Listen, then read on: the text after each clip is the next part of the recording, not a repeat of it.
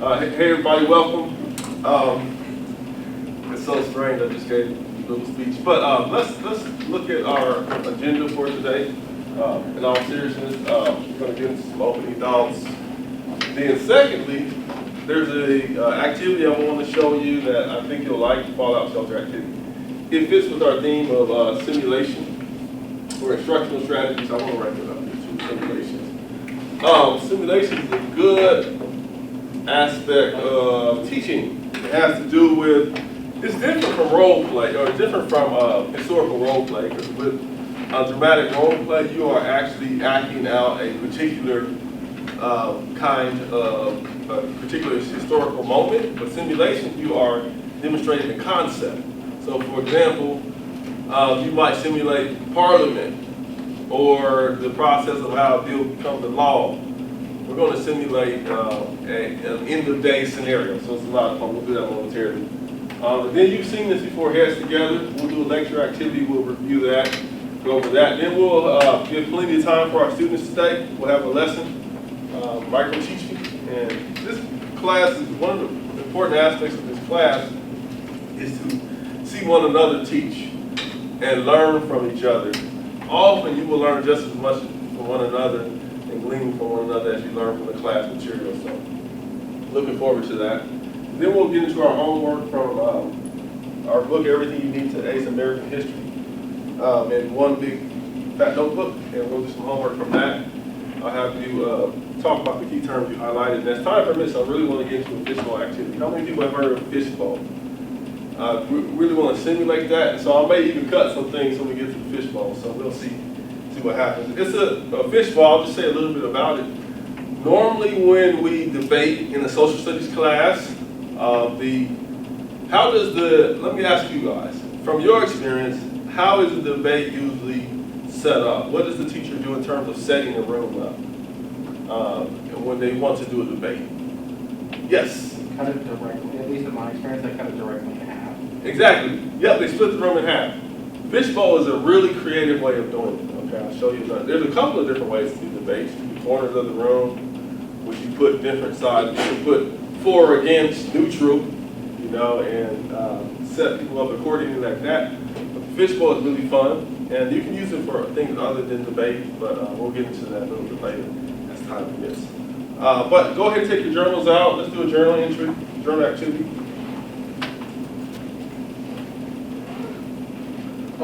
As you're doing that, let me point something out on the syllabus.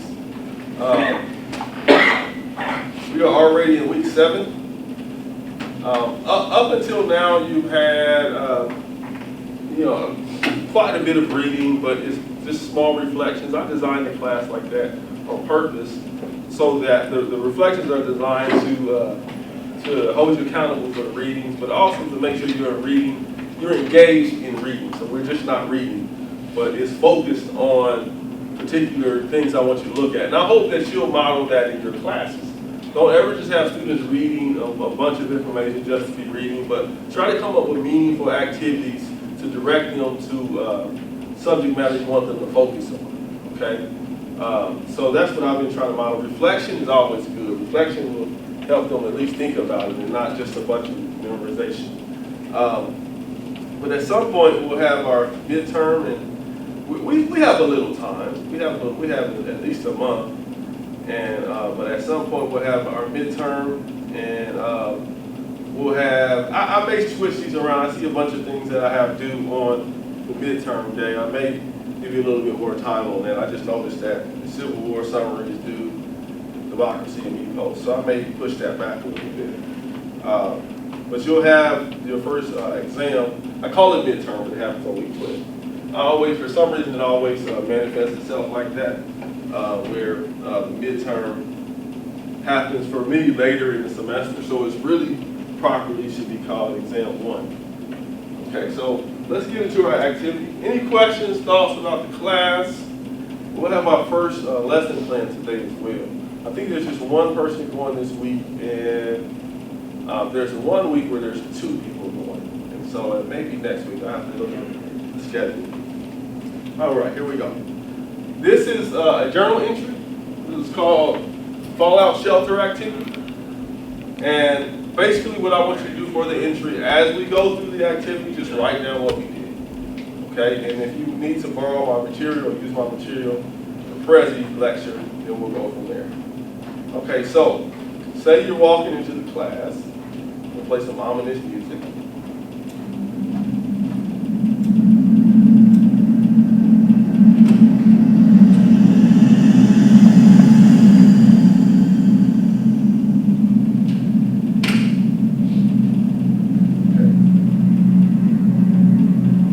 The year was 2050 AD.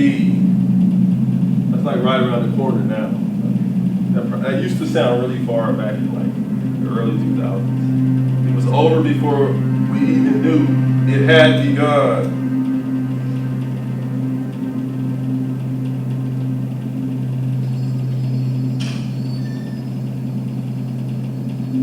It was the end for all of us. Let me back up here.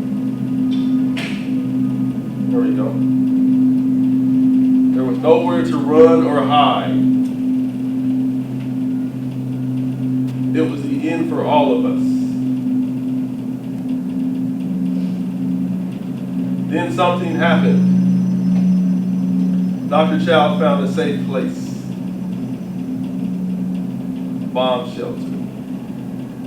Fallout shelter in the basement. There's a handbook that we found. Diet, food kit, surviving atomic attack. The handbook was informative. The handbook told us to stay underground for 10 years. Room for 15, we can change the number. I use this in another class. But nonetheless, we don't have room for everyone. Who must go? So we have to decide. There's not enough room for everyone. And so we're going to decide who must go. Okay? Let me pause for, put your teacher caps on for a second. This particular activity will fit under thinking about our standards, national social standards, culture, time, continuity, and change, and also economics. Time, continuity, and change is what I have here. Social studies program should include experiences that provide for the study of the past and its legacy. And so you can fold in some history to this discussion. Also, people, places, and society, we can cover that as well. Social studies program should include experiences that provide for the study of people, places, and society. And in this case, how do people react when they're in a desperate situation? And so this is a simulation. It's a lot of fun for students. You can tweak this. So those are some standards that this might meet. Well, let's get back to our conversation here. Who must go? The third grade little girl.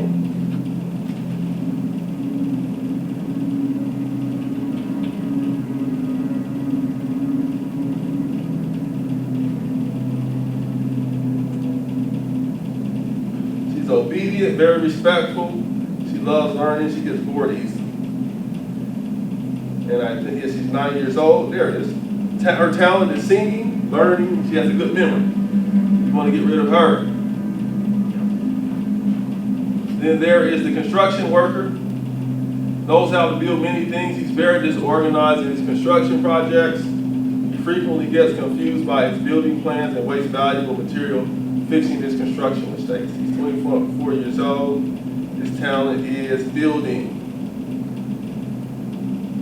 Oops, I keep messing my technology up. See if I can pull it back.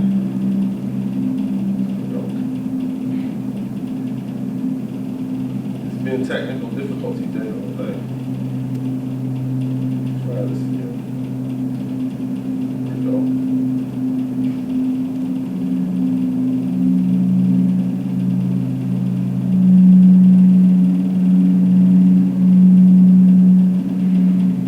Kind of see the sequence again there. So we have the little girl, third grader, and we have the construction worker. Do you want to get rid of them or her mom to be? Do we want to throw her out to the nuclear holocaust?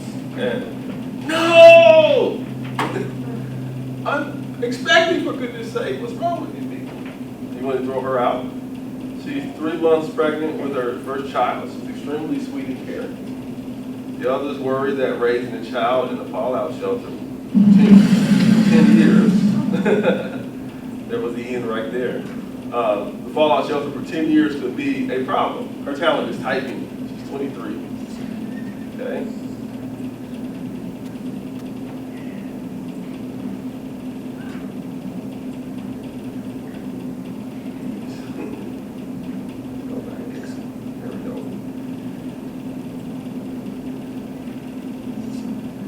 Doctor. She worked as a family doctor for 4 years back in medical school to become a surgeon to earn more money.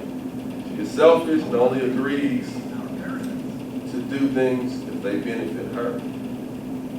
She's 30 years old. Her talent is medicine. Then you have the farmer. She has lived on a farm her entire life. She has learned the skills necessary to grow fruit, vegetables, and take care of animals. She has been in trouble 5 times for stealing. She's 16. Then you have Grandpa. He's a good chemical engineer. He knows how to use chemicals to produce hygiene products. Medicine, he can make medicine. He can produce clean water and laundry products. He is friendly and loves helping people. He's 100 years old. Chemical engineer. Who should be left behind? We're going to tweak it a little bit. It was difficult to decide, but rationality was our greatest ally. We decided to think about it for 5 minutes before engaging in a proper discussion. What were our needs for the 10 years underground? What would our priorities be 10 years later upon emerging? How would each of us have changed after 10 years? Keeping these points in mind, each of us thought about why we deserve to stay. None of us were saints.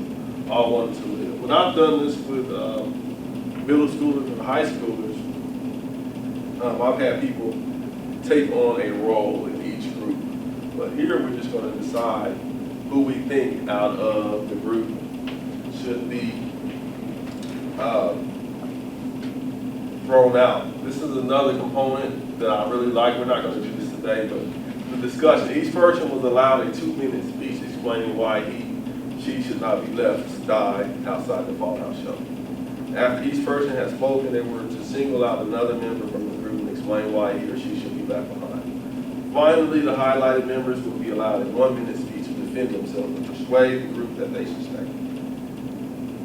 And so we decided. So here we go. Okay, so if you would go to Canvas, you will notice that at the top of Canvas is a document.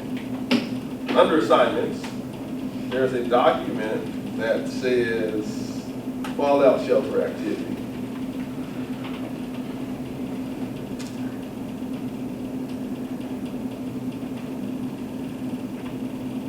Let me double check too for fallout shelter activity sheet. It was at the top. Now it's at the top. Okay, go ahead and locate that, open that up, and what you should see is a worksheet, and at the bottom, you will notice the images of the different people, and in your groups, you will decide who will go, okay?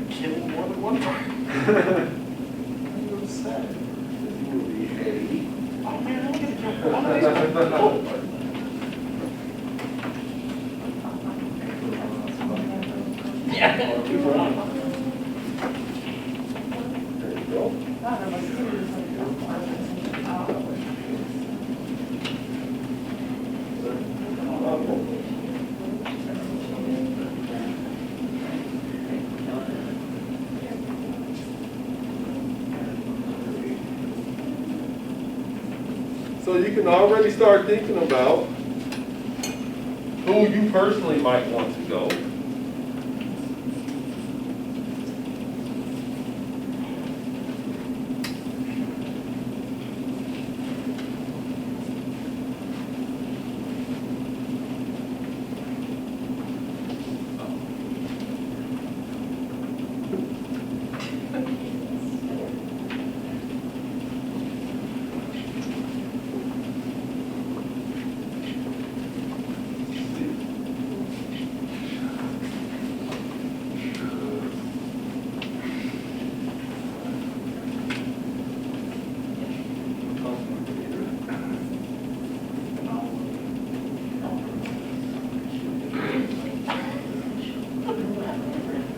And Savannah, you still need one? Or you? Okay. Anybody else need one that I forgot?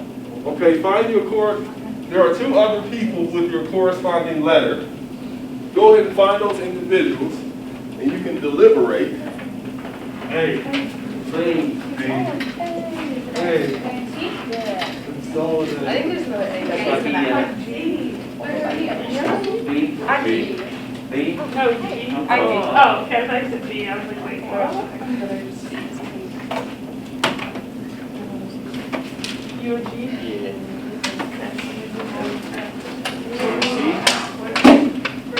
Alpha.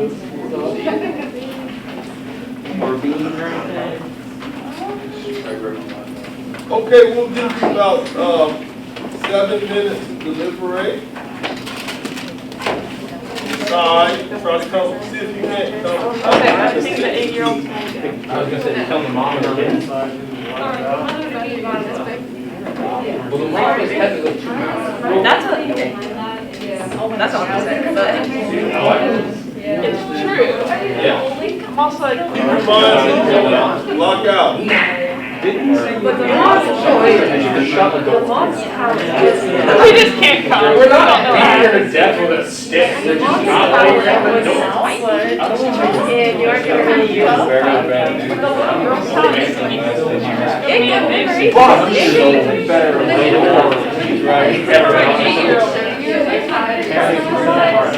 Fair. And then like when he dies, Look, I'm not attached. Where's he making better? Either way, you're aware we're killing a child. You're aware. Doesn't that want to solve the problem?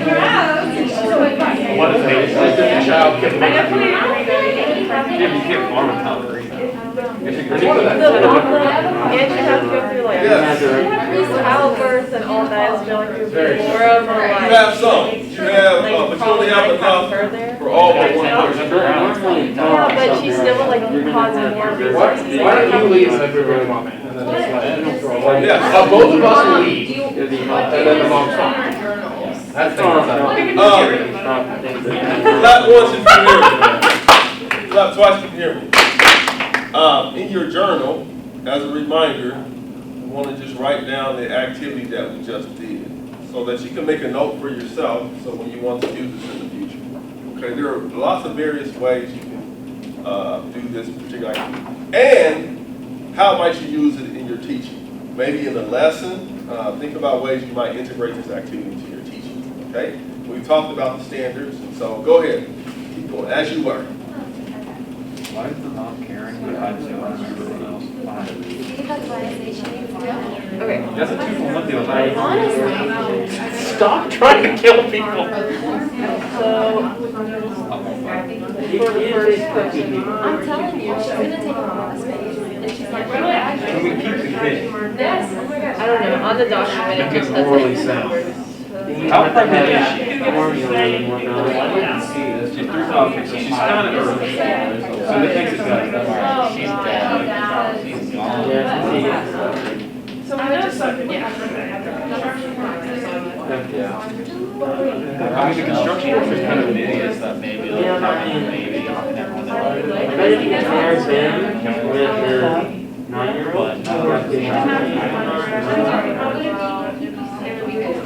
Guys end up by himself and, So you're gonna kill murdering people.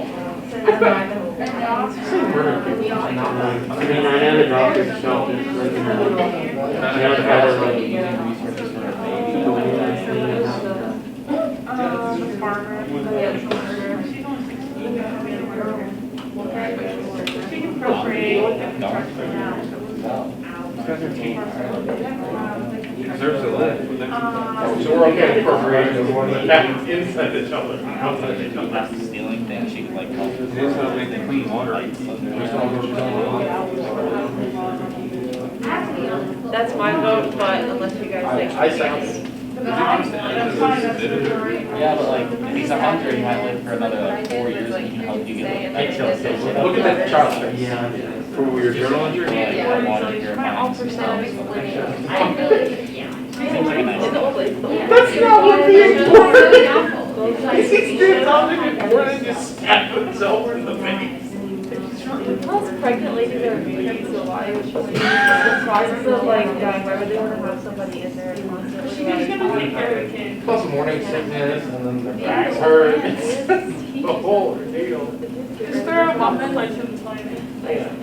Just shut the door. Just don't let them in. Like, what if she, I mean, would have no, or, like, that on there? Okay. So we're getting rid of the moms, right? Her Hal was typing. Are you allowed to do what? Open up the fall-off shelter, Right. or out of that body, like, what if the old man dies? Are we just assuming he's living? Right, yes. Okay, so, the okay. We're assuming that he's gonna live for a few years. Oh, well then, he has their odds that he's the We also lied and stuff like that, when she has her kids, then they'll be over the 15% limit. If you Yeah, bring that'll him bring in, it he home. will live. We're assuming he's staying around So for like, a while. how many people? Yes. Okay, well then. I thought we have to choose one. There are already enough people here. Oh. 10 people. He said that you could adjust that number too, so I think you can put it right. Whatever the number is. I mean, if you have a big class, you can kick out 2 people, you know. So, What, yeah.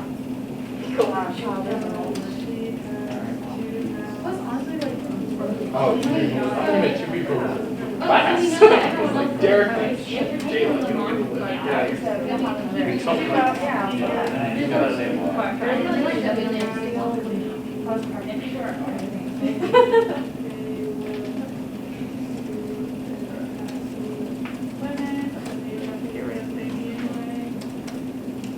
They have to use a lot of their resources, like. If that's what protect them on, in 6 months, you have to get rid of the Probably process. all that 7-year-old guy's got. I guess baby could say, I guess they could say, because nurse the baby for, honestly, a long time. Another But like doctor nurse that you're just like, no, so she like doesn't help. yeah, but you have nursery has like form. We can keep grandpa, we can keep grandpa, let him teach, and then be like, you're dying in a year. So there's no reason for you to be here. He'll understand because it says he's nice and sweet. She has I mean, my She's still young, she can be shaped into whatever they need, you know, that old, he's a chemical provider. And he can show us how to use chemicals for guys. He's just gonna Make laser some up chemicals. the Mars You're gonna dick. have some chemicals, you're like, I'll be back. Like I hated those guys. That's just At all. least has some. Deep down, he was just evil. And you'd be like the strongest out of all of He's a them, reason. maybe, and you would be able to like. What, go punch a zombie or something? No, but if they needed to like move something or like say like that, compared to a child, or the farmer girl, or the old lady. Ouch. only like, Even second, the third grade, so she'll be useful further down the line. She already has some skills. She's a memory and likes to learn and whatnot, so. okay, we'll give you about 1 more minute to decide.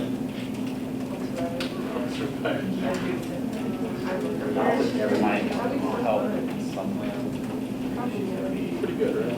I feel like there's people, there's a, like, people who offer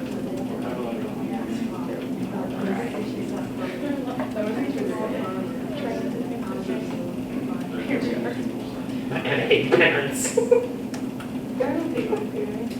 No, real other people's parents. We as teachers and trained and hate them.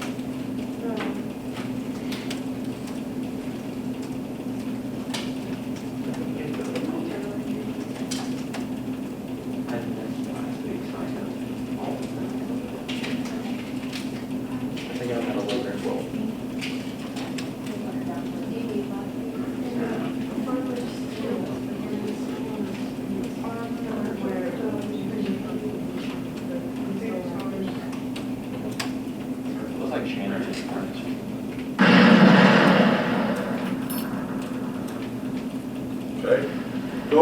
finished deliberating? Has everybody made a decision? Okay, awesome. Let me say something about this particular activity. Putting your teacher cap on. If you have a class of say 30, get this back. If you have a class of say 30, a large class, you may have to split the class in half and have two groups, okay, to do an activity like this. But you'll have to definitely, the bottom line, you have to make some adjustments.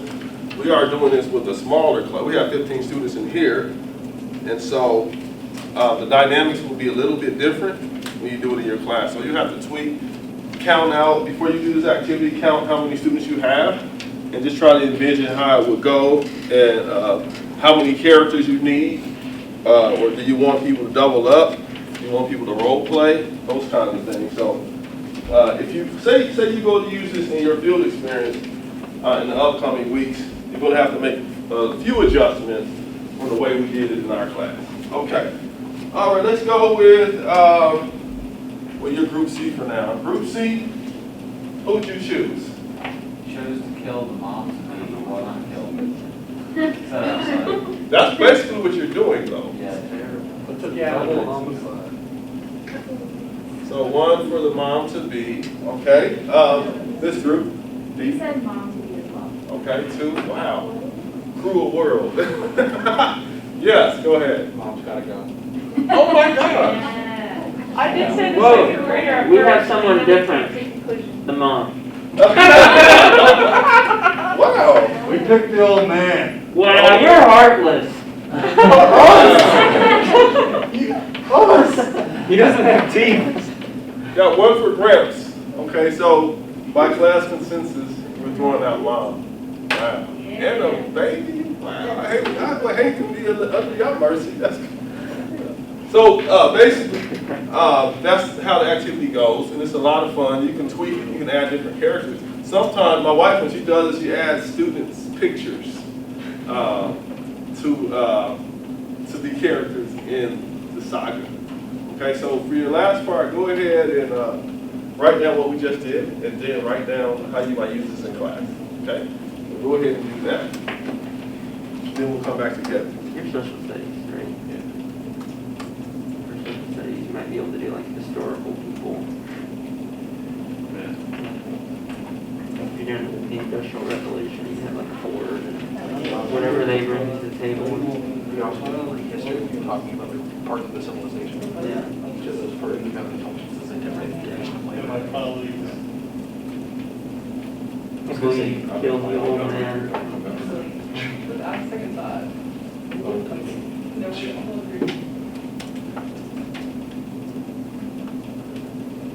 You personally can have, how do I kill the most amount of people? Why did I say your social studies? I assumed you were very tired. It's been a long week. I was really hoping he'd be like, no. It's only Wednesday. I know. It's still going. I'm a Tish myself. My week's over. I missed the day last week, so I'm like staying all day. What's that morning and evening classes here? Campbell. No, I'm at Connor. Do you like it? You can be honest. Yeah, I like it. I mean, it was kind of weird the first week you came in there, they're doing like some art project thing. So they had these mannequins placed all throughout the building, but they look real because they had their hoods up for the longest time. You turn a corner and there'd be something standing right there. I went at faces and everything. I went to Cooper, so I'm contractually obligated to 8. It's in the schedule. Sign a contract when I graduated. That's who our articles were, right? Okay, about 30 seconds. Wrap up your thoughts. Sports ball.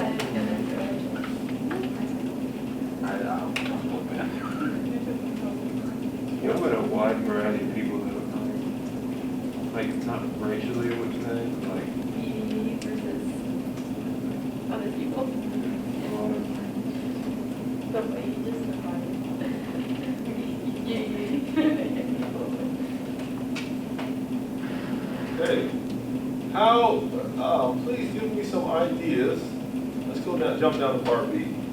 How might you use this in your teaching? Yes, go ahead.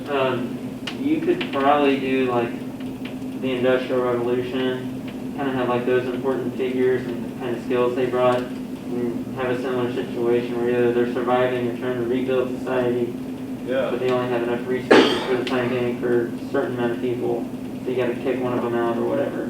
I really like that. And folks, there are templates online where you can plug folks in. You can really create this on PowerPoint as well. I did mine in Prezi. But that's a great idea using historical figures like that. Awesome. What else?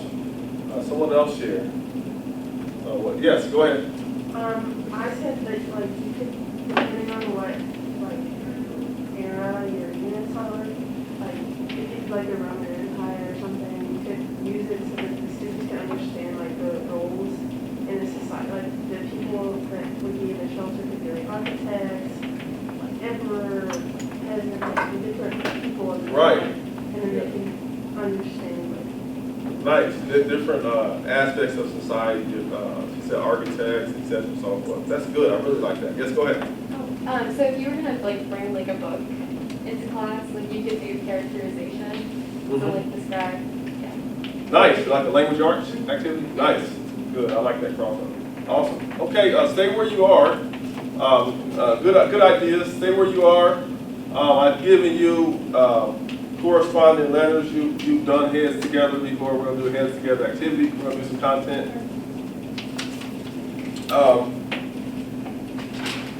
We're going to do accountability exercise. You've seen this before. So you're going to be responsible for taking notes. And at the end, we're going to hold you accountable. Okay? So let's do it. What's the first thing that you think about when you think about the African American experience? Be honest. What's the first thing you think about? Slavery. Slavery, right. Okay, so when you talk about American history in general, a lot of times people focus on negative things, especially with the African American experience.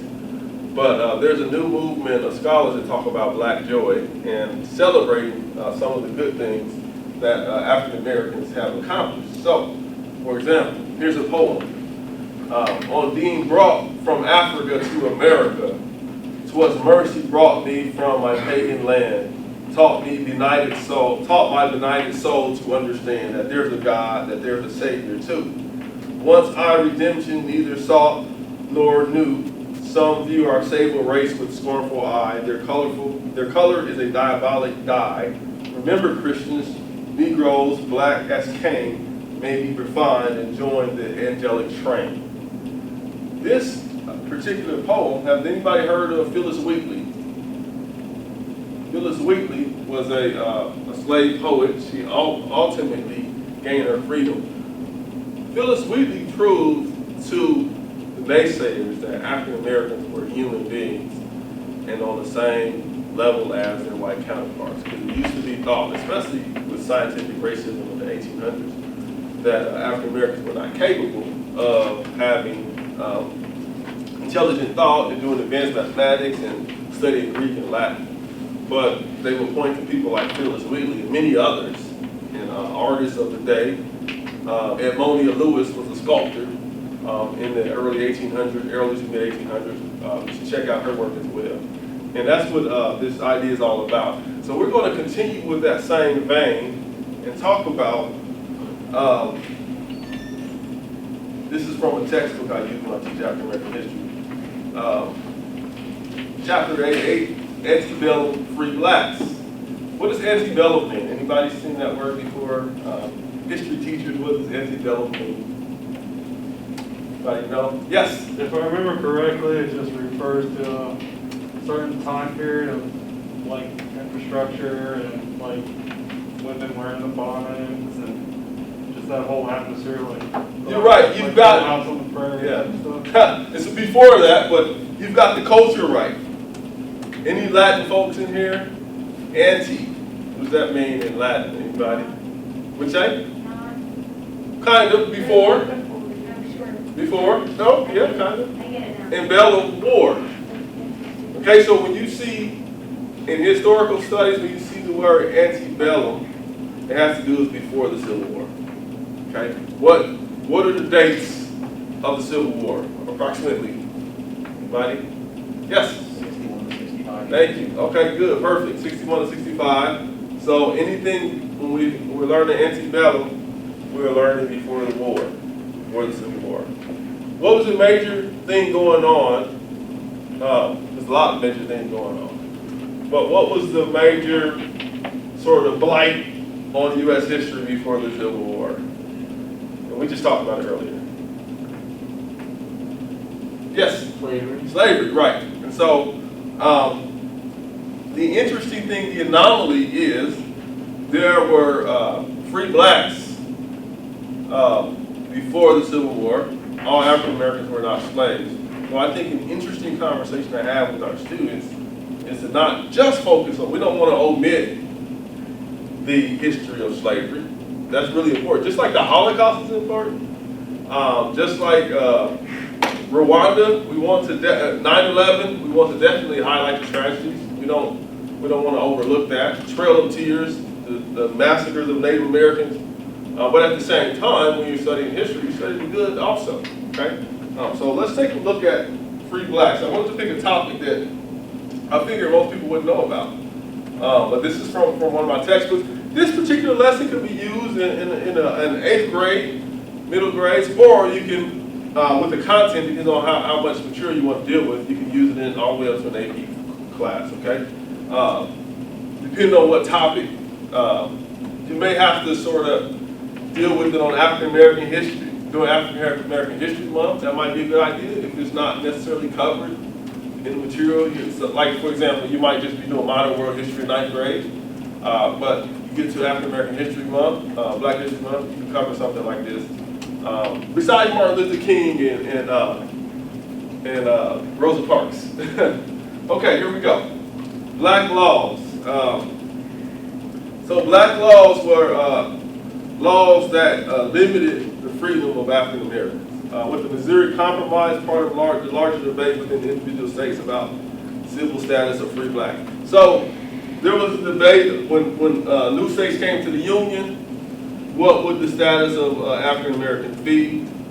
And then what would we do? What would be the status of free blacks? Would they be on equal playing field as their white counterparts? What do you folks think? Do you think people would just say, okay, they're not slaves, they are on the same level as their white counterparts? No, they were. So great, that's good to understand. So often, even in my own mind, I think if a person is not a slave, they're free to walk around and do business, and no matter what time period it is, they have free status. But for African Americans, freedom, even if you have free status, you still are like this compared to your white counterpart. Okay, and that's where black laws came into place.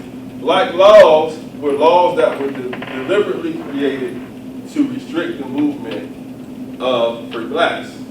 Okay, many states passed laws barring immigration of free blacks. In other words, immigration is going from one state to the other. So if you were from Kentucky and you were a free black, there were laws that said you couldn't go to Tennessee unless you had special permission. There was a fear that free blacks would threaten slavery. Slavery was a big part of slavery was economics. Southern planters, not just in the South either. You go back to the 1800s, by the early 1800s, you had slavery in New York, you had slavery in New Jersey, you had slavery in the colonies, in the 13 colonies, you had slavery there in the North. But by the 1810s, 1820s, slavery was pretty much abolished in the North. When I went to Boston recently, I went to the Old South Church I was telling you folks about. That was founded in the 1740s, and they had a balcony. They had a part of the balcony where the slaves used to sit. And there's a historian, a church rector, and he showed me where the slaves used to sit.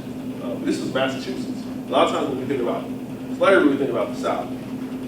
But there was a fear that free blacks would be sort of uppity and plant ideas into the minds of the slave population.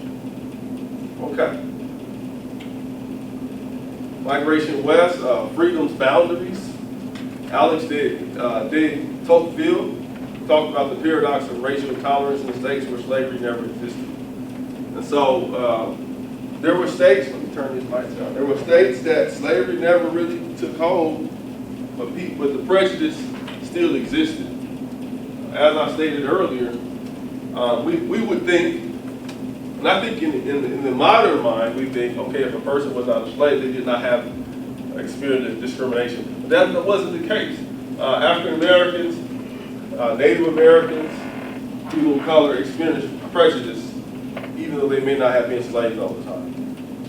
Despite the laws and cultural hostility, the free black population grew dramatically in the Midwest.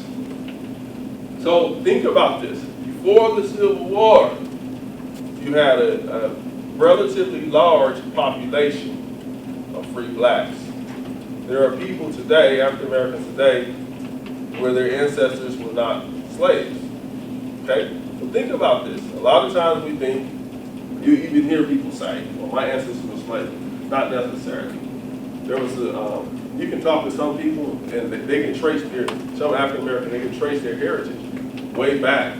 And their ancestors were doctors, black folks, doctors, carpenters, entrepreneurs. And so every person in the United States that's a person of color was not a descendant of a slave. Okay? Something to think about. Blacks continued to head west in search of economic opportunity. Disenfranchisement. You seen that word before? What is disenfranchisement? What is, yes. Anybody familiar with that word? What it's all about? Yes. Is it like they lose funding? Funding? Okay, people use that in that context, but we're looking for something else. I've heard it used in that context. Yes. Kind of like losing your rights and whatnot. So like, Your right to do what? So like, for example, like lose the right to vote or something. Vote. Yeah. It has specifically, the word in its origin specifically has to do with taking the right to vote. Why do we care about voting so much in this country? Why are people always up in arms? Yes, go ahead. That's an easy way to lead to change and progress, or reverse Yes. back, change things. Right, and let me give my elevator speech. Again, local politics are just as important as the national elections. In the United States of America, we've come to an era where we get all up in arms about the national election. And rightly so, especially the one recently. It was so contested. And there are people that still today feel that there was some fraud going on. It's a whole debate even right now. But we forget about the local elections. It used to be that people fought tooth and nail. There were violence would erupt over the local election. Like who could be the county commissioner? We're voting for the sheriff. We're voting for sometimes judges. There's so many different people and opportunities that are allowed. School levies nowadays, park and recreation kinds of things. Who gets funding, whether a stadium is built, city council, 9 elected officials, at least that's how many is in Cincinnati, I think it's 9, and they are in control of millions and millions of dollars. And they get to decide, in fact, recently they decided about the soccer stadium. And so, immense power. And we just, let it go by. Okay, all right, I'll back off of that. But free blacks were concerned about their political rights. They could not vote in many cases. Pennsylvania revised the Constitution to disenfranchise. That's the North. They revised the Constitution to not allow free blacks to vote. Okay. By the end of the antebellum period, only New England states gave black men unrestricted right of suffrage. Suffrage, that's another word for voting. Okay, when you see the word suffrage. Just some demographics. The black population continued to grow. well, relative to the entire U.S. population, the percentage of free blacks began to decline. Increasingly rigid manumission laws. So there's another word. So we've seen disenfranchisement. I'm going to have you put your teacher cap on in a second because I want to point something out. We've seen disenfranchisement. We've seen antebellum. We've seen suffrage. We've seen manumission. That's a tough word to write at this time of day. Let me make sure I'm writing it right. I think I put an extra E. No, I didn't. Extra something in there. Manumission. Manumission is the ability to purchase your own freedom. There were laws passed against that, or to purchase someone else's freedom. But antebellum, before the war, disenfranchisement, taking away the ability for someone to vote. Suffrage deals with voting in general. Manumission is the ability to purchase your own freedom. Putting your teacher caps on, if you were teaching a lecture like this, these are words you can pull out of the textbook to make sure they knew. That way, as you go forward, they can understand what you're talking about, they can understand the text. These are good words to highlight. Okay? For example, many more. There was an increase in European immigrants. We'll do a little bit more, then we'll do our activity. In a culture of racism, anybody ever seen Bugs Bunny cartoons? Let me show you something here. I want to pull up something to make my point. As it relates to a minstrel show. Okay, that's what we're going to talk about here.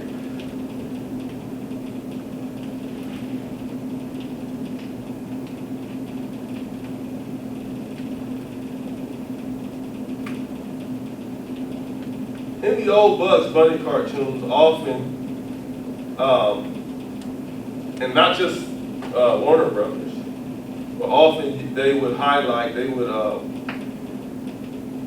use minstrel shows and African American themes to make a point. Okay? I'm actually pull up 2 different clips here, and you'll see the point I'm making.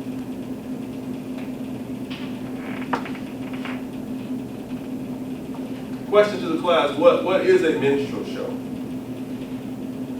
Anybody explain what that's all about, a minstrel show? Anybody? Okay. Minstrel shows were popular where African Americans, oh, it's already playing.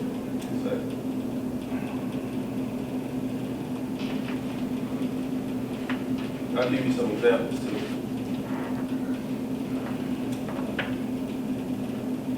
Minstrel shows, blackface, white actor performed caricatured images, dialect, speech, and song, promoted stereotypical images like improv.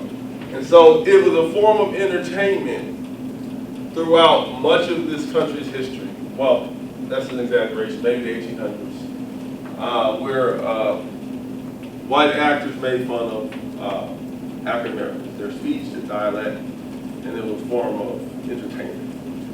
We have remnants of minstrel shows even today. Okay, it's white actors dressed in blackface. I'm going to show you a couple of Bugs Bunny clips here just to make a point, and I'll come back to this slide here.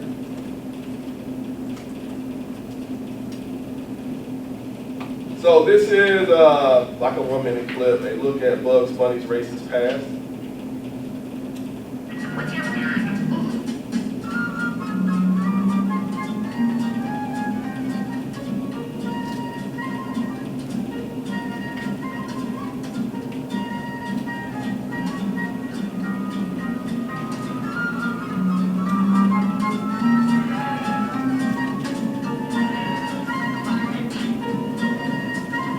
So that's an example of a Warner Brothers cartoon. They portrayed African Americans as lazy, exaggerated, ape-like, and Bugs Bunny often picked up on those things. Traitor! Don't beat me, master! Please don't beat me, master! So you saw him in blackface there.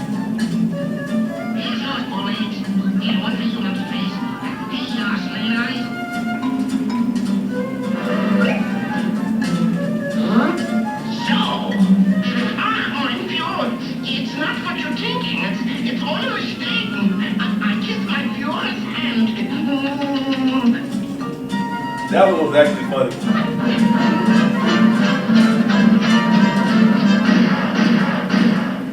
One little, two little, three little engines.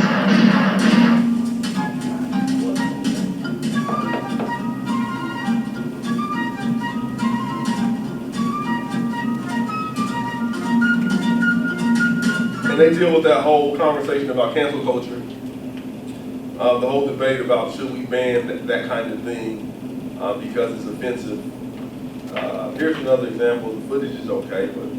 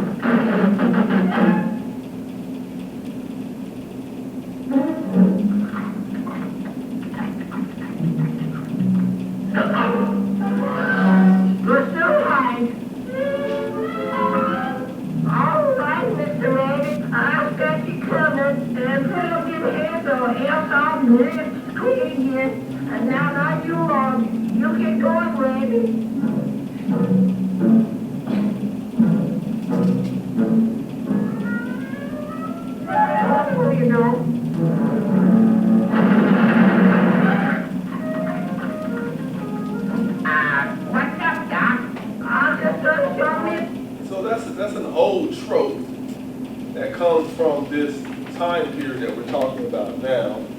So even though you had a free black society in some aspects that were not free, the racism still existed, discrimination still existed, and this portrayal of African Americans as not being very intelligent, as buffoonish and clownish and ape-like, and reminiscent of the blackface is prevalent even in the 20th century with the cartoons. Okay, let me do a little bit more, and then we'll stop and do our activity.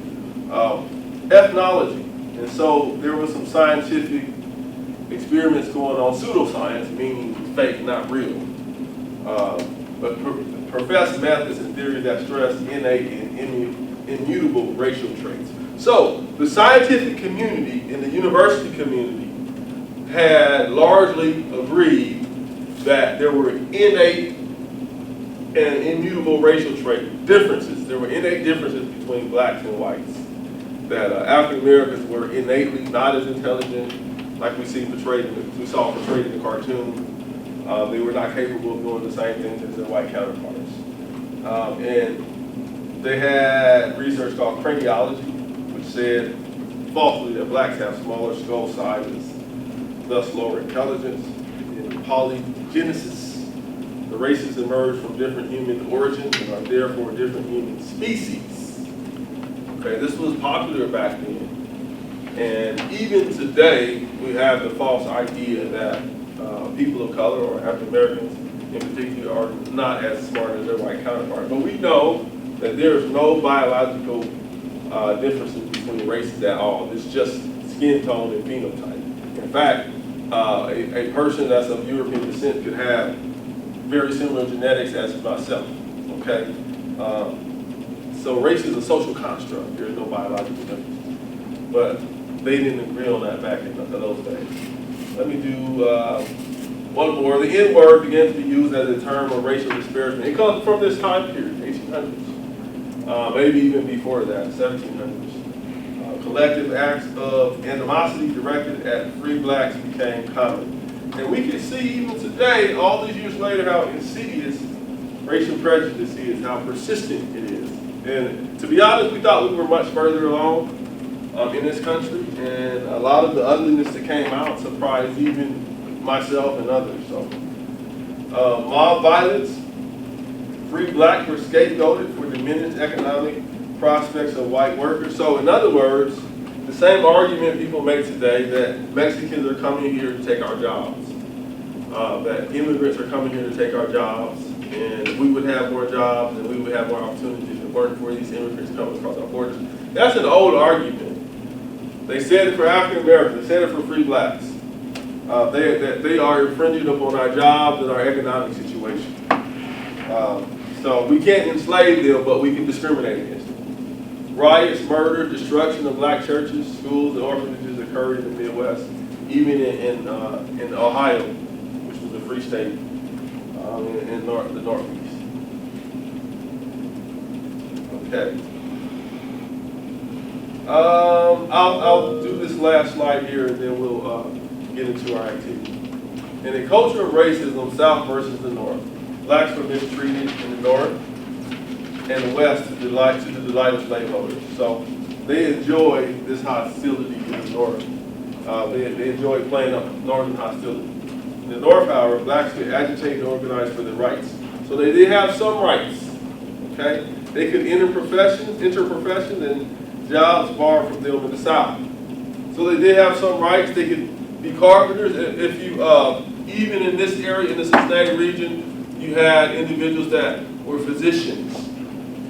You had African Americans that were physicians and business owners and pharmacists, or skilled tradesmen, carpenters, the blacksmiths, etc. and so forth. So that's a part of history we often don't hear about. In the South,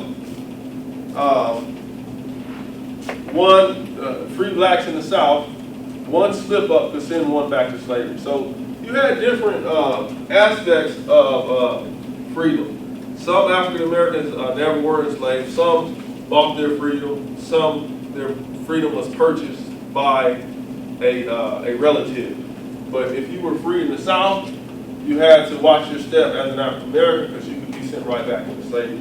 That was always held over your head. The social control over free blacks, it continued to increase. And again, prohibition of immigration. They wanted to restrict movement between the states. And then they had re-enslavement laws. Can you imagine that? Certain laws caused one to be able to be re-enslaved, even though they had paid for their freedom or had their freedom in some kind of way, they could be re-enslaved. Okay? All right, as you wrap this up, I'm going to call on your letter and number. I'm going to call out a question. And when I call your letter and number, you can consult with your group, and you know the drill. Okay, so let's go ahead and do that. Everybody got this? Give me a second. Okay, here we go. Rather, I'm going to ask the question, and then you can come talk with the group. And I'll call the letter and the number. Okay, we talked about, let me erase some things here.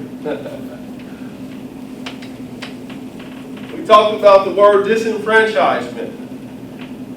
What is disenfranchisement? We'll start there. What is disenfranchisement?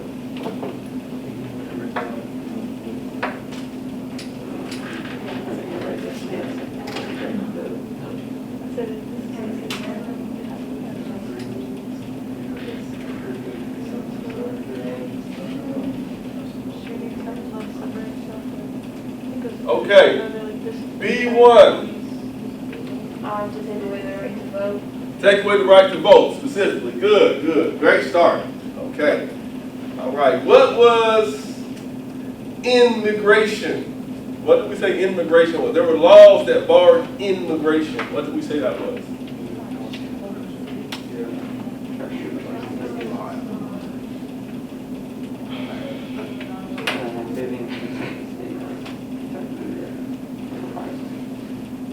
D2. It's just the restriction of traveling between states. Good. For who? Free blood. The free blacks, right. Good, thank you. Okay. Why were they so interested in restricting the freedom of free blacks? Restricting the rights of free blacks? What did we say that would cause? Well, why were they concerned about that? They believe they were.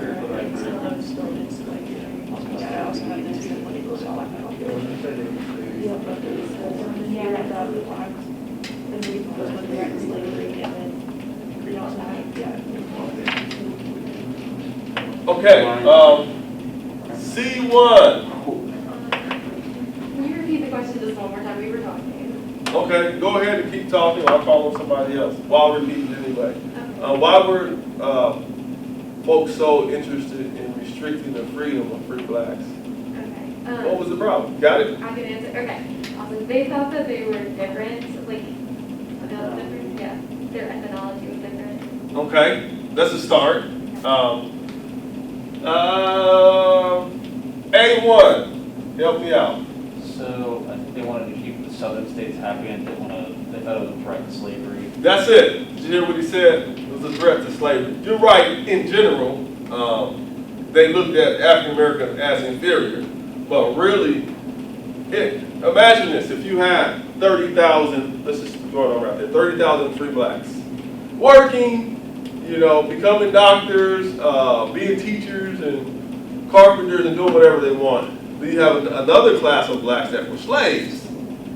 Of course they would be like, hey, you should do what I'm doing. This is so great to be free. And it was infringing upon the Southerners' investment, if you will. Okay, it would affect their money in the various crops. What is a minstrel show? What is a minstrel show?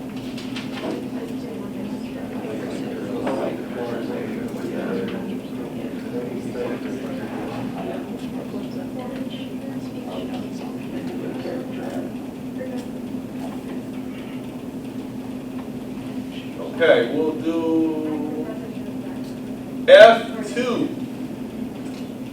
Said it was blackface white actors performing scriptured images, style of speech, and song. And typically it was stereotypical images. Awesome. Yes, perfect, thank you. Have you folks seen the controversy about the fraternities in blackface? That's what it's all about. There's some history behind that. There's been a couple of fraternities that thought it was funny, like around Halloween, to put on blackface, to basically a white person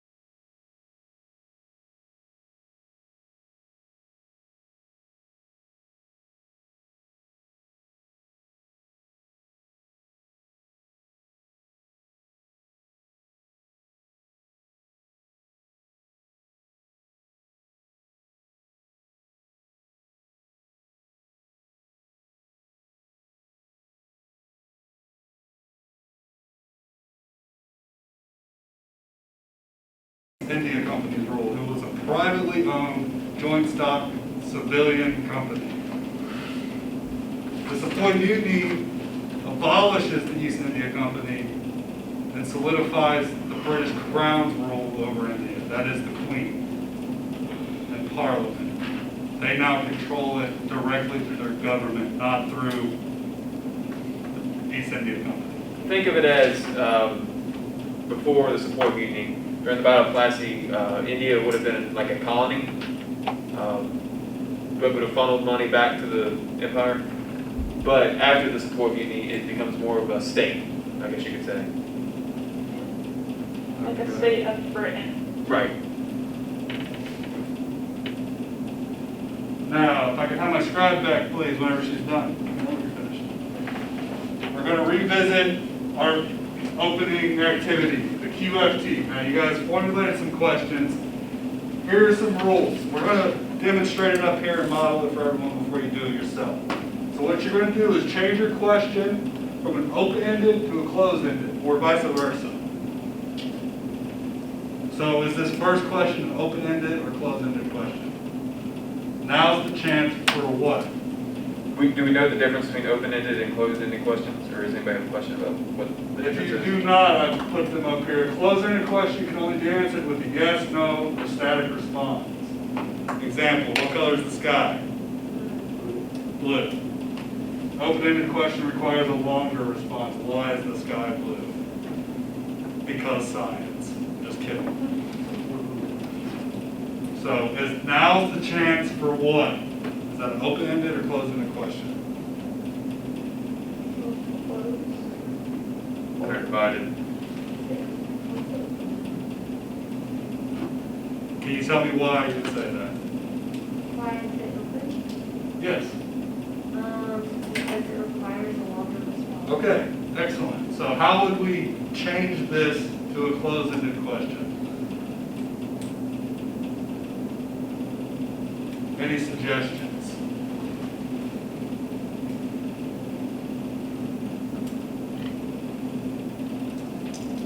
How do we change an open-ended question to a closed-ended question? Knowing that a closed-ended question requires a simple response.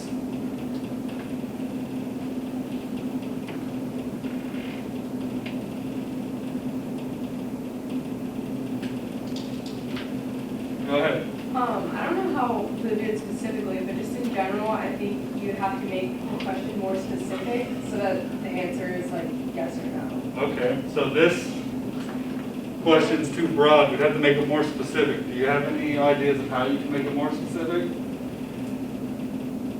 Okay, we know he's referring to this part of the photo in particular. So we could ask a question like, what is the new British policy? Would anyone argue that that's not a static response? There can only be one answer to that, correct?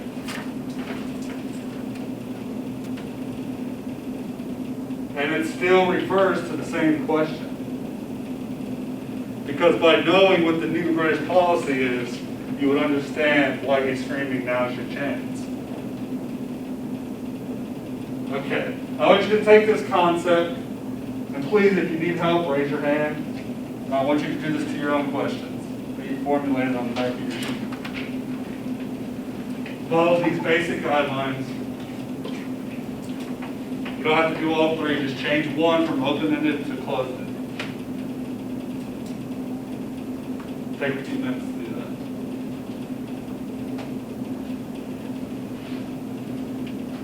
Or from closed-ended to open-ended. Again, if you have questions, feel free to ask.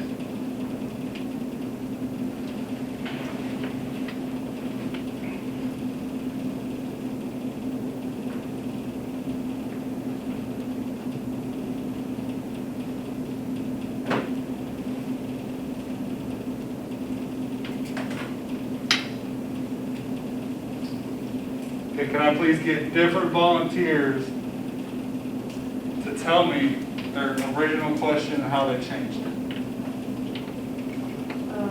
So my original question was why is the concept of Indian here. And then instead of the open-ended question, I think, and then I changed it to, does this how you're representing this unity? And it's, yes. Okay, excellent. And she answered the question. This is the strength of this exercise, is you're asking your own questions, and you're able to answer your own questions, and therefore interact and retain the content more directly. So can I get another volunteer?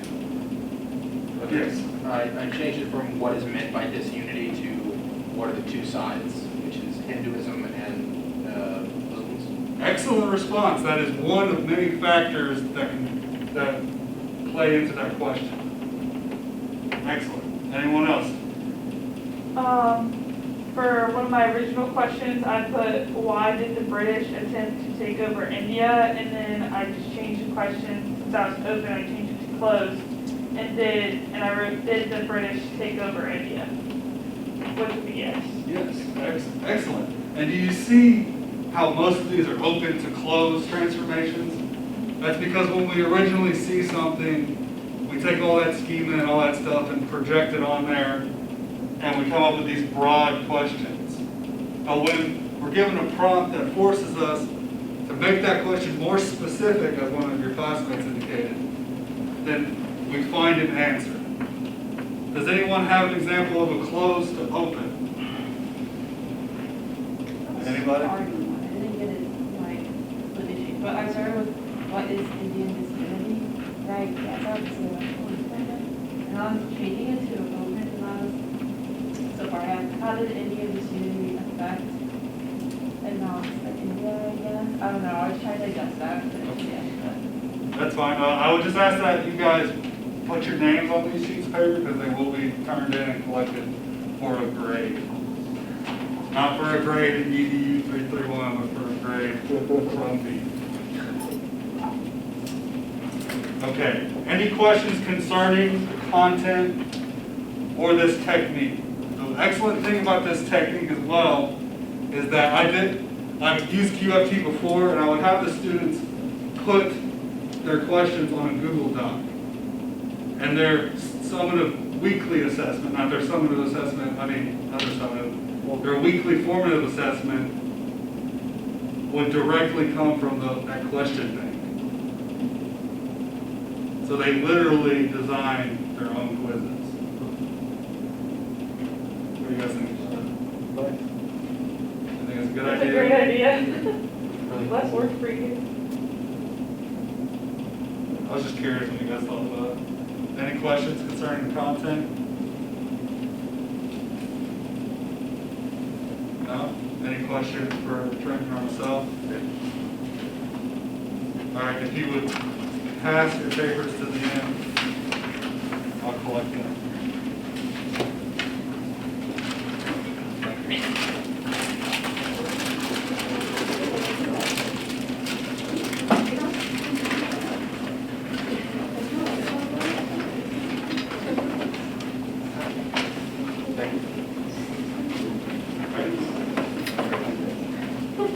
Okay, let's thank them for, you guys all finished? Good job. Very good. Okay, take a minute or so to, if you have not, to just jot down takeaways from the lesson. What did you glean from the lesson and or suggestions?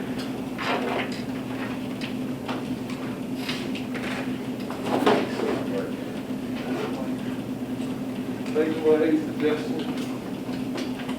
Okay, looks like everybody already has it.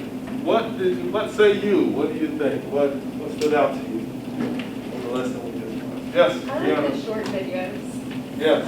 And then the notes. Like, I feel like there was a lot of freedom with, like, the section that they gave us for notes on the paper. And I thought it was an amazing idea to bring it from the perspective of the Indian. They went to an Indian data bank. That's good social studies, looking at different perspectives. I remember when I went to Mexico and they had a different conversation, different perspective about the Mexican Revolution and the Alamo and the Texas Revolution and all that. They had different perspectives people I talked to. So perspective is important. Yes, go ahead. I mean, as a student, I would really appreciate the notes, because I know what I'm looking for, I know what's expected of me, I know what might be on a test, so I can prepare for that, I know what to look for, instead of just writing down every little bit of information. Exactly, yes. I was just gonna add to that, I feel like, the note sheet that they gave us, would also be good to use like in reference as a study guide instead of making a separate study guide. Okay. Just say, hey, you already have your guided notes filled in, like refer to your notes to study for the test or the quiz or whatever it may be. Yeah, love that they took, gave them a sense of ownership in terms of the note taking. So, yes, go ahead. I like the beginning activity tied in to the ending activity as well. I like how your lesson had a very definitive start and a very definitive finish, and they were related to each other. I like that it was a complete story that all wrapped up in a bow. And the question you asked, what was it? Are you ready for nap? For what? What you asked at the beginning? The question, the phrase you put out there. Question formulation technique? The actual question, the hook. Oh. I'm trying to think of it. I don't remember. Anybody remember? The hook that he threw out there. Are you ready for what? Or something like, are you ready for, what you say? Are you ready to get into this? Something along those I lines? repeated it a couple of times. Okay. I'm like, roll the tape back there. What's I don't know, that? I just kind I of said did. roll the tape, right? so I can't It was really good too. Anyway, that was a good hook. And you repeated it at the end too. I can't remember, because when you were saying it, it was like right in my head. So anyway, I like that one. Awesome. Okay, you folks know who Colin Kaepernick is. Who does not know who Colin Kaepernick is? Okay, good. Everybody knows who Colin Kaepernick is. The last activity we're going to do current events. It's a little bit. I picked something a little bit older, but I think it's an important conversation because it has to do with free speech. It has to do with the American flag. It has to do with the notion of protest, the amendment, the right to protest. So what we're going to do, I'm going to give you a little bit of news information from CNN back during the Colin Kaepernick controversy. Believe it or not, it was 2016. I cannot believe it. I thought it was going to be like 28. Yeah, it's like, wow. So I guess this is when it first started, because I guess it carried on for a couple of years. So I'm going to give you some information. What I want you to do is take notes. Okay, here's a couple of things. Just take some brief notes on what I say. You don't have to take copious notes because I'm not going to hold you accountable for the exact information. But what are your thoughts? We're going to form some sides here, okay? Do you think that he should have been blackballed from the NFL? The NFL said they did not, but of course they did. Should he have been penalized for what he did? Do you agree with it? Or do you disagree that he should not have been penalized for protesting? Okay, we're going to just read a little bit of background. I think most people know what happened. Or a third category is, are you neutral? Trying to see both sides, okay? For him being punished, let's just use the word punished, for protesting. B would be against, and then C would just to organize. It's not an actual A, B, C, but just to organize. C would be neutral. Okay? So the important thing is take a side, and that will help us with the fishbowl when we form the fishbowl. But let's do a little information here.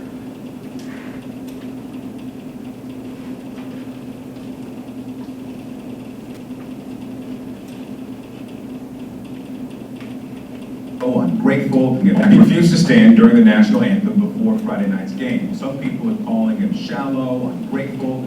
Others, though, are defending his right to stand up or sit down for whatever he believes. Now, this is a statement from Kaepernick, and it's a quote. "I am not going to stand up to show pride in a flag for a country that oppresses black people and people of color. To me, this is bigger than football, and it would be selfish on my part to look the other way. There are bodies in the street, and people getting paid leave and getting away with murder." Errol, I want to start with you on what you think about what we are reading from that statement from Colin Kaepernick and his expression of protest sitting during the national anthem. Well, he's a very interesting young man and an interesting and weighty decision that he made. Let's keep in mind, he's trying out. He's a essentially on a job interview, one of the toughest job interviews you can imagine, trying to become the starting quarterback a couple of weeks out from opening day. This is the last thing he needs, and so let's take him seriously when he says that this means a lot to him. He's putting a lot on the line, not just his endorsements, but indeed his job. And, you know, I am one of the people who believes that, you know, free speech means free speech for everybody, especially the speech that you don't want to hear. So it's not something I would have done during a job interview or pretty much any other time. And I think he's going to get a lot of pushback. It's going to cost him a lot in the way of condemnation, possibly endorsements, possibly the job that he's seeking. But that, I think, just underscores how serious he is about this. And, you know, I think we should wish him the best of luck in getting through this. Yeah, the criticism, Scott, is that, at least from those who are criticizing what he's doing and how he's doing it, is that this is not the time to display that dissatisfaction, that anger, whatever that emotion he's feeling during the national anthem while you are playing for your city, for this team. Well, when is a good time to protest? When is a good time to exercise your First Amendment right? Is it connected to his income, or football, or the national anthem? When is the good time to do that and stand up against police violence? He has an active social media campaign. He's talked about this police violence, and this is his manifestation of his protest. He has every right to do it, and I admire his courage for all that he is putting at risk. Notwithstanding his long-term contract, he is trying out for a job. Athletes historically, when they stand up with a social consciousness, have always been roundly criticized because fans, black, white, yellow, and brown, put them in a sports box and say that you cannot move out. Muhammad Ali moved out, and other Olympic athletes historically have moved out, and they've been roundly criticized. That comes with courage and exercising your First Amendment. And the NFL released this statement. Let's put it up on the screen. It says that players are encouraged but not required to stand during the playing of the national anthem. As soon as I'm off up here, get a better view. Okay, so you get that. I know why it's so old. This is when it first came out. So, a little bit with the article here. It just kind of repeats some of these things. San Francisco 49ers quarterback Colin Kaepernick sat in protest during the national anthem for a preseason game, saying he would not honor a song nor, quote, show pride in a flag for a country that oppresses black people and people of color. And as they said, too, Kaepernick was already known for protesting before this even happened. He's quite articulate. He had already written some things, and he grew up, if I believe correctly, his mom was a teacher. He's a very educated guy. He doesn't always, a lot of these athletes don't fit the stereotype of the dumb job. That's the big controversy too. LeBron called a lot of flack from like a Fox News person, or he pushed back against. She told him to shut up and dribble, and LeBron started his own school. So a lot of times that narrative does not fit. You know, it should never fit. You know, the dumb job. But anyway, he's definitely not. Referencing the recent shootings, deaths of African Americans by police, he told NFL media that his conscience would not allow him to partake in the pregame ceremony Friday against the Green Bay Packers. Quote, to me, this is bigger than football. It would be selfish on my part to look the other way. There are bodies in the street, people getting paid, leaving, getting away with murder, unquote, he said. An image of the 28-year-old sitting is wearing number 7, was posted on Twitter. So he is, I'm not seeing it. Oh, I think he's right here. He's probably the Gatorade. Oh, yeah, you're right, number 7, thank you. So he's sitting back there.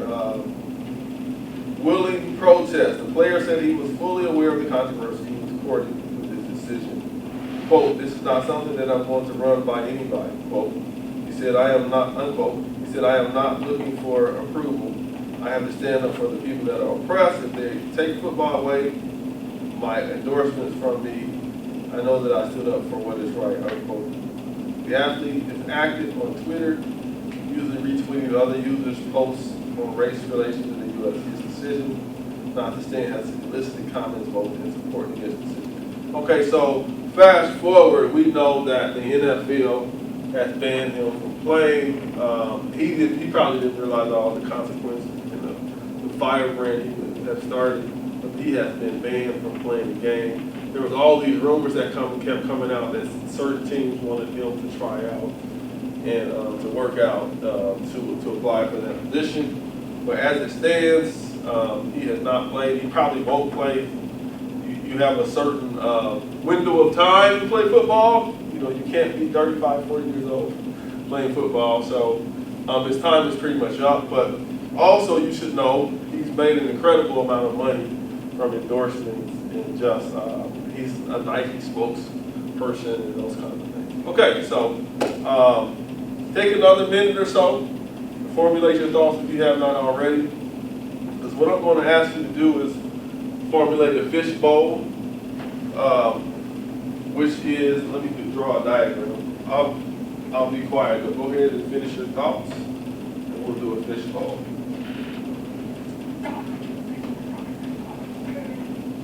This isn't a journal entry. The journal entry will be to write down what activity we did, and the same thing we did last time. Thank you for asking. And then how you might use it in class. So we always want to think about how we can apply these strategies. Okay.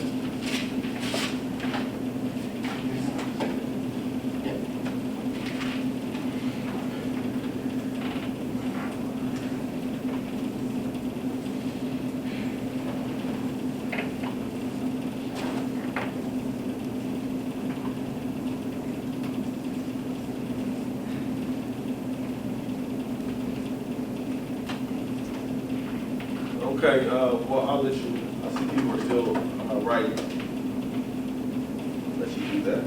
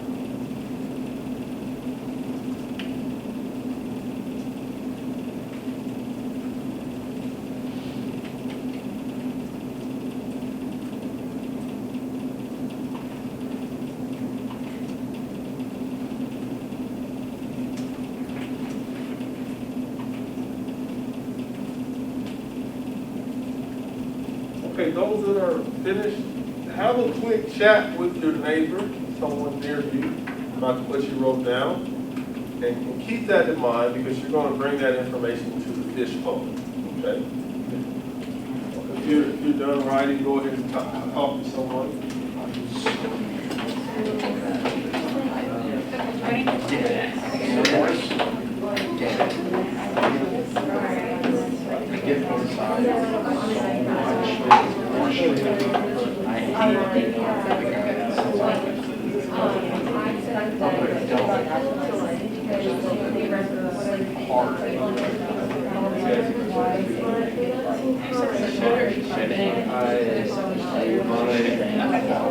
I was not here. Yeah. It's real. But he should have challenged the way he was. No.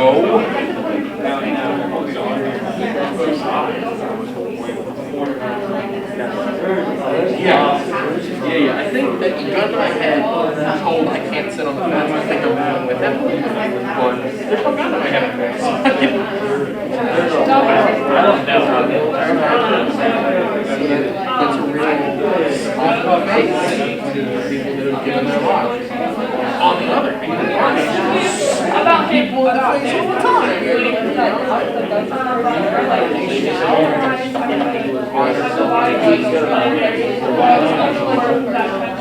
Some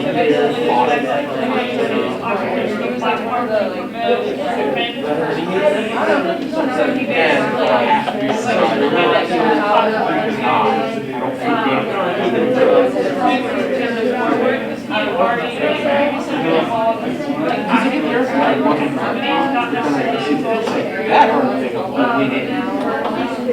Okay, clap once if you can hear me.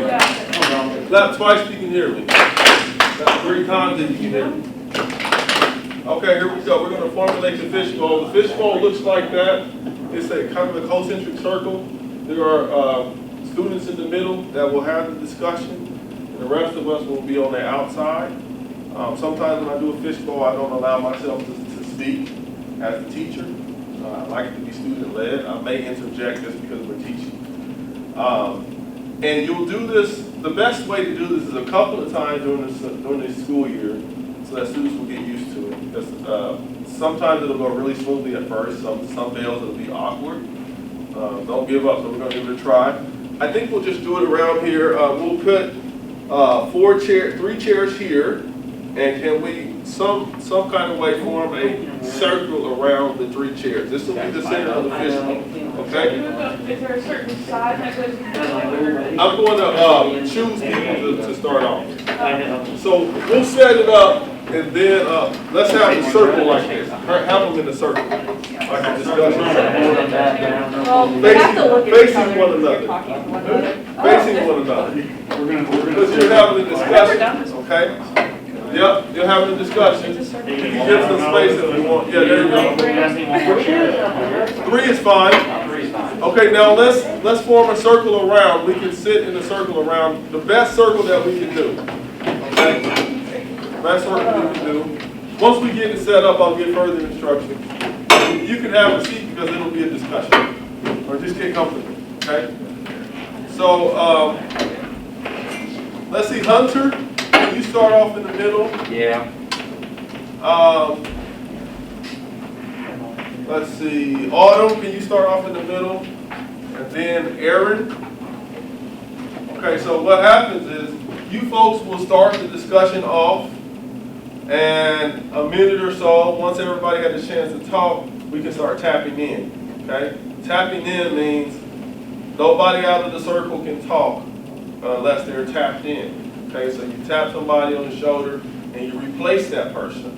If that person leaves the circle and goes back out to the outer circle. It's a good activity to teach our students the discipline of listening. Because if people are outside of the circle, they cannot speak. You can only speak in the circle. The size of your class determines how many people are in the middle. Sometimes you can have 5 people in the middle. If the class is really big, I'll split it in half and have 2 fish bowls going on at the same time. And I'll just kind of facilitate back and forth. It takes a very disciplined class, and you sort of have to have your classroom management in check. But if it goes well, it's really a good activity. You can use this for debating about the Civil War, the French Revolution. You can insert historical topics. It could be a discussion. It doesn't have to always be a debate. Okay? But it requires prep work. Students, they have to bring information to the table. Okay, so what we're going to do is have you guys start off, and I want everybody to find the time to chime in, okay? At some point, once everybody's spoken, switch out, even if you just make one comment, and let's do it. Let's try it. Let's give it a try. Okay? I'm going to go against the narrative here and say that Colin Kaepernick was in the wrong. He was unprofessional. And he was unbecoming of someone in his station because there's a certain behavior expected of professional players in every league. This is why the NBA has a rule that states players must stand with the ankle because there's a certain ethical behavior that's expected of professional players. And I think he went against that. And I also think that he disrespected every single veteran and every single Gold Star family that lost someone in service and sacrifice. I would say, from the video we watched, the NFL said that, he wasn't really breaking the rule, like they encouraged players to stand, but so I guess, yeah, it was like unprofessional, but he wasn't like really technically breaking the rule. So I don't think that has to do with how well he can play football. And what was Also, I feel like there's just a lot more like harmful ways that he could have protested. Like, I don't know, I think it was just a freedom of expression. I do understand that it can seem very disrespectful to veterans and people who like fought for the flag. But I feel like for one, our allegiance is to a flag, to a country, and he was trying to better the country through his protesting. And also like I don't mean any disrespect to you or like any other veterans, but like part of like fighting for the freedom is also like the freedom to like express yourself and express your beliefs and protest. Yeah. This is one of those issues that pops up in history that just gets uncomfortable for both sides to talk about. Because I come from a military family on, not my dad, if that makes any sense. Every other male with my last name has served in the military at some point in time. And I know of family friends that I saw one time and then haven't seen again because they gave their lives serving the flag. So I get that argument. I also get that our nation is nowhere near as free or as kind or as compassionate to people of color as I know people in the past have fought for.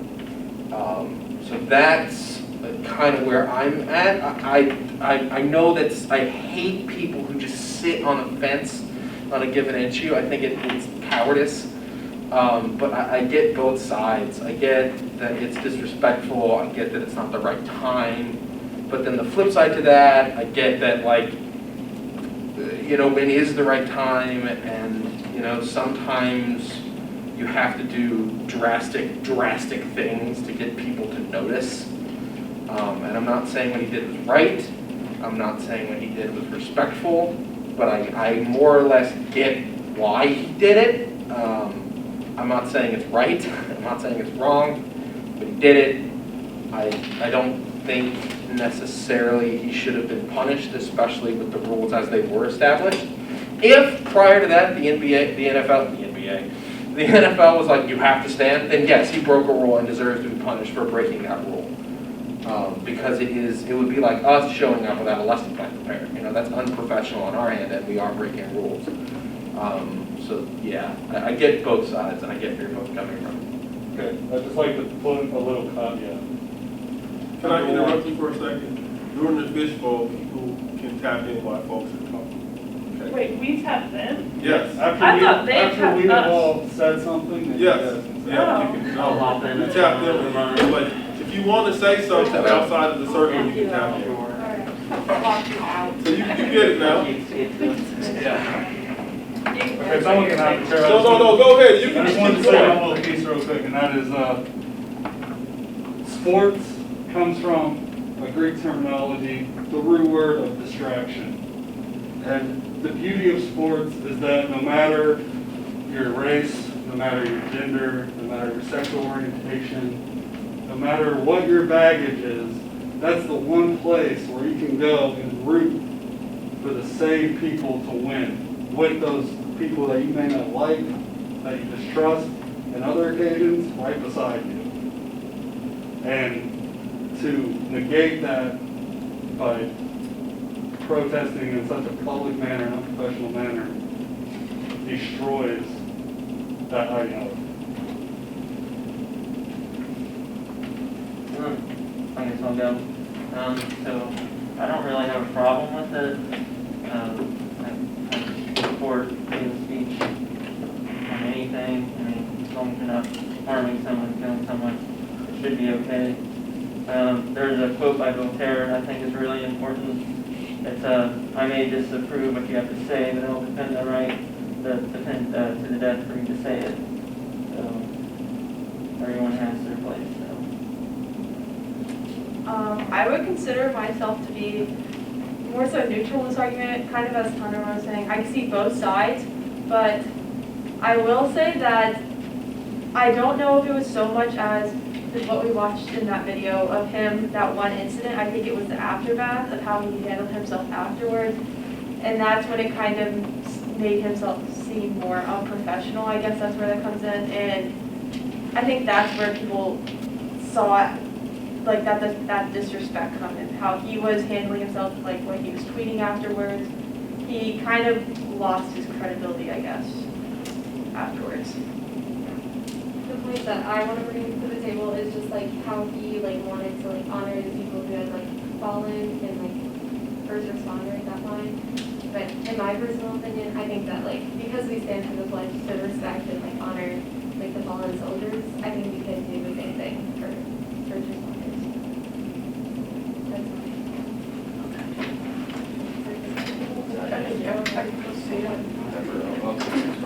And you can stay in the circle if you want. Everybody doesn't have to leave at the same time. I was also kind of on the fence, like, I'm not super duper passionate, and I guess I just have questions that maybe would help me pick a side. But when you're talking about, like, how we stand for the pledge or we stand for the national anthem, which it was the national anthem, not the pledge. Well, I guess maybe it was both. Like, for fallen soldiers, again, I understand that. I feel like when he came out and explained why he did it, though, it wasn't in any disrespect to veterans. It was in disrespect to racist people. And so I can kind of see, like, his side. But I also put, like, why play American football if you're not supportive of the country? And following that, I feel that he kind of took advantage of his occupational platform to push his own agenda. Because he likely knew the consequences of doing something so, like, powerful, I guess you could say, and in front of so many people. And I also put, like, how does kneeling for the flag directly help or benefit anyone? Like, I can stand here and say, like, I advocate for minorities, and I can shout that to the rooftops, but does that actually do anything? No, it just gets a bunch of people worked up.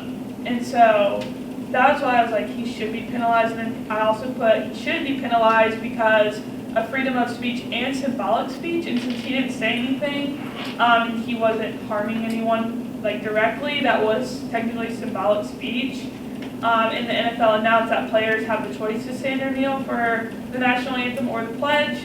And his kneeling did not violate any written contract. Yes, it may have violated a social contract, but that's not written, that's not set in stone, that's just other people's expectations of him. And whether he fulfills them or not is kind of up to him. So that's I'd why say it's like neutral. I'm more so like on his side as far as like he has the right to protest. Like I think anyone has the right to protest as long as it's non-violent. Like it's not like he's hurting anything, he's just expressing his rights. But on the other hand, I guess per se like being kind of neutral on it, if I own an NFL franchise, maybe just as far as being penalized, like he shouldn't have like been not allowed to play in the NFL. But anybody who owns a team can pick up who they want or pay who they want to play on the team. So I feel like he probably knew this, but doing what he did, most NFL franchise owners were probably like, well, I don't want to pay this player to be on my team because then I'm going to look un-American or whatever per se. And we're also at a time where a lot of people, especially let's be honest, like older white people aren't ready to accept like systematic racism or anything like that. Police brutality is higher against African Americans versus white people. And probably a lot of people who own NFL teams are probably old white people, if I had to assume. Paul Brown, you know, whatever. Yeah, so I would say he has the right to do so, but he kind of has to suffer the consequences for what he did. I'm on the fence as well, but I think it's also important. Yeah, pretty much everyone that's came up here is talking about veterans and how it violates veterans.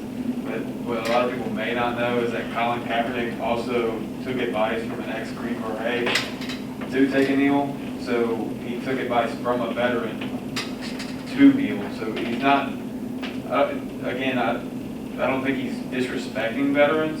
We're not trying to. It's more so taking a stand and trying to bring the systematic racism into the limelight and actually get it spoken about, because so far it's been swept under the rug until now. Yeah. And it's still an issue. I think that's the biggest reason why he did it, because a lot of people, I remember it happening, and a lot of people were like, well, why would you even do that? What does that accomplish? This. It accomplished this. It accomplishes people sitting down and actually having those conversations.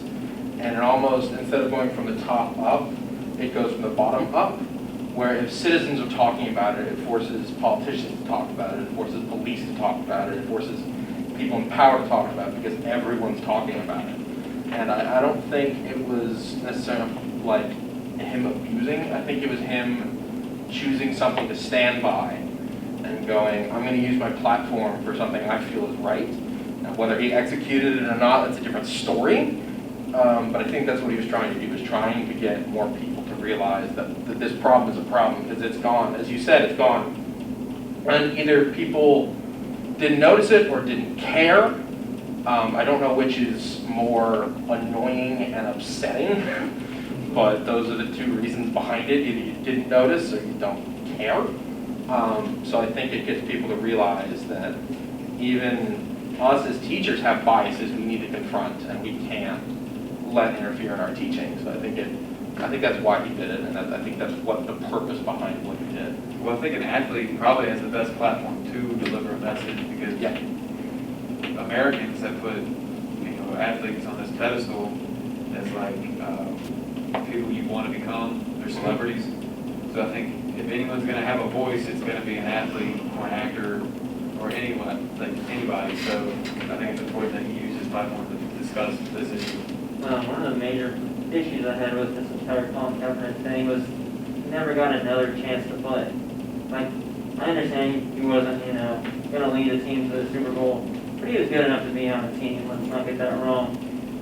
But NFL teams will give guys like 10 chances, even though they beat a woman, they beat their kids, they're doing cocaine, they're doing all these crazy things. It's like, oh, he's better now, and then he'll 5 weeks later do it again. Like, we'll give him another chance. I mean, who would you rather have? A guy who called out a well-known societal issue, or someone who beats women? Like, really? Yeah. Well, which one's going to get forgot about first?